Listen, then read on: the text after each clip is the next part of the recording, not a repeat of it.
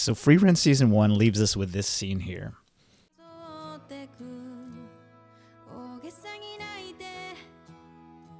だってまた会った時に恥ずかしいからね。 And if you're as dense as I am, you probably just figured out now, after getting beat on the head over and over again throughout the series, what the story is actually about. So it's just kind of interesting to me that even with the title of the final episode of the first season, It'd Be Embarrassing If We Met Again, it's packed with a ton of clues and cultural nuances that I just wasn't sure survived modern times. So I'm definitely not going to speak for the youth here, but to me, Frieren reminded me of a time that's been kind of lost. What I mean by that is a time that's not fully packed with cynicism. You see, Frieren is this show that's just not scared to take itself seriously, and it implicitly trusts the reader, or the viewer in this case, to have an attention span, and to be able to unpack nuance. And indeed, it's kind of a skill that I've lost over the years because subtlety hasn't been around in movies and videos and media in quite a while. So it looks like by some account and some sources that Frieren is actually the #1 rated anime right now. And that's kind of shocking to me because to me, every time I like something, I'm like, oh no, this is bad, it's doomed to fail. But it looks like it's doing really well here, and I'm really happy about that. So today I'm here to give you my better late than never review of Season 1 Frieren.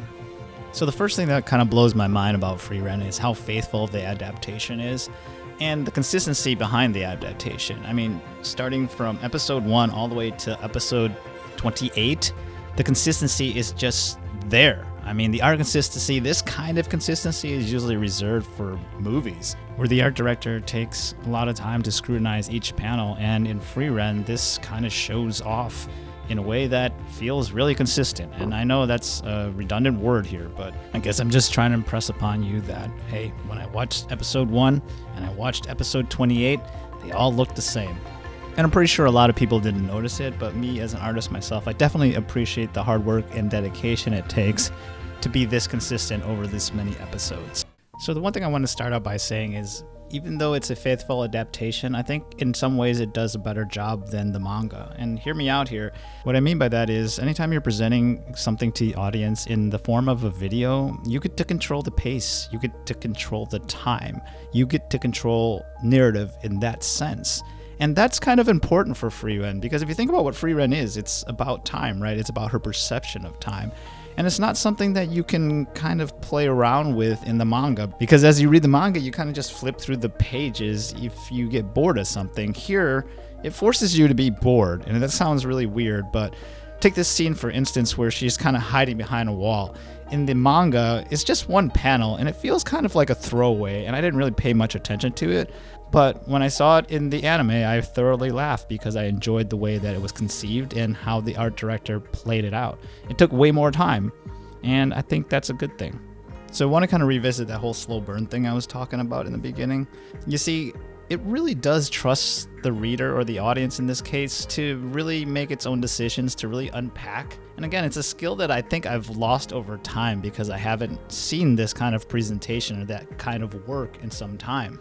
And so, yeah, you have to kind of diligently unpack some stuff here.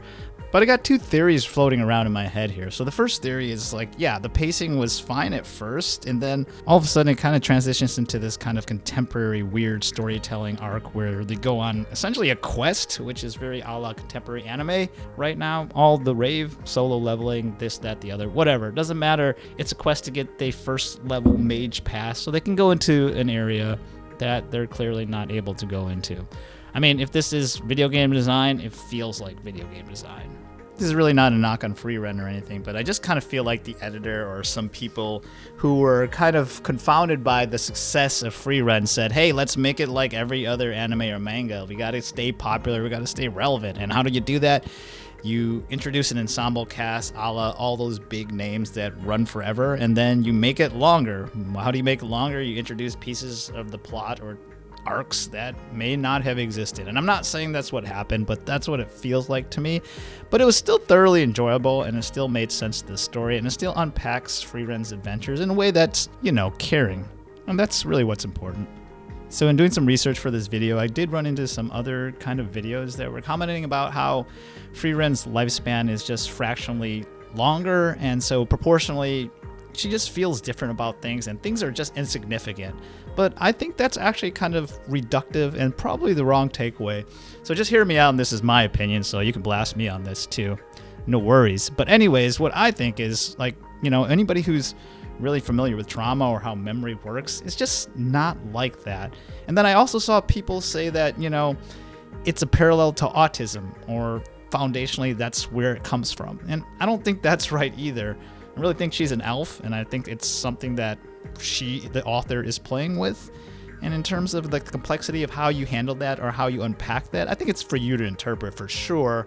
But I think that, you know, if we're honest with ourselves, to say that Frieren doesn't care about an adventure in which she literally saved the world would kind of be simplifying how memory works. And I'm no expert on memory, but it's fair to say that, like, anybody who's lived more than like 20 years, let's say, 10 years back, whatever, even like if you're 50, 30 years back, if you look back, you remember in your 20s that one time that something happened. It doesn't matter, even proportional to your life.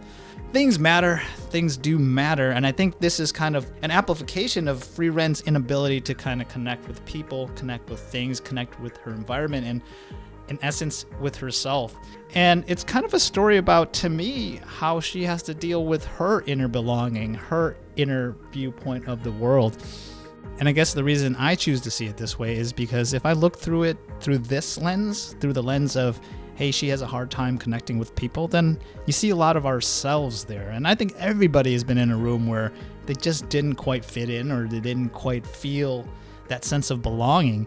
And no matter how popular you are, and no matter how kind of socially kind of astute or nuanced you are, that's definitely happened to everybody. And so I think that's kind of more the feeling that I get from this, that sense of, hey, I'm just not in the right room today.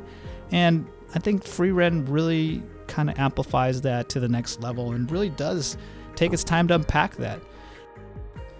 In fact, I think some people could probably argue Frieren is a high fantasy slice of life, and I think that would be a fair assessment. So in the end, without being overly hyperbolic, I think Frieren is a great, amazing show. And, you know, is it perfect? Far from it. Nothing is, of course. I think I could pick holes in anything. That's because everything's not made exactly precisely for you. And honestly, even if a show was made precisely for you and you wrote it yourself, you probably still could pick holes in it and wouldn't like it. The point is, it's a great show and it demands a certain attention. And if you're not willing to give it that attention, then you can still look at the pretty pictures.